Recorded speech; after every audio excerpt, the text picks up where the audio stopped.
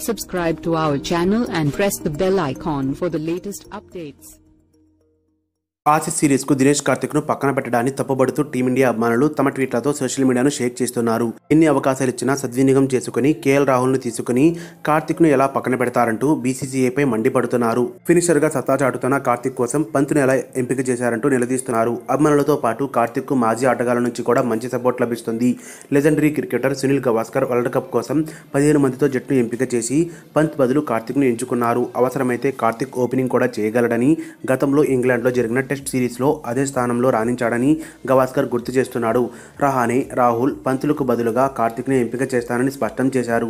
సునీల్ గవాస్కర్ జట్టును పరిశీలిస్తే ఓపెనర్లుగా శిఖర్ ధావన్, రోహిత్ శర్మ, మిడిల్ ఆర్డర్లో దినేష్ కార్తిక్, విరాట్ కోహ్లీ, అంబటి రాయుడు, ధోని, కేదార్ జాదవ్ చోటు కల్పించారు. ఆల్రౌండర్ కోటాలో హార్దిక్ పాండ్యాను ఎంపిక చేసిన సన్నీ, భువనేశ్వర్ కుమార్, చాహల్, బుమ్రా, మొహమ్మద్ షమి, కుల్దీప్ యాదవ్లపై బౌలింగ్ బాధ్యతలు పెట్టాడు.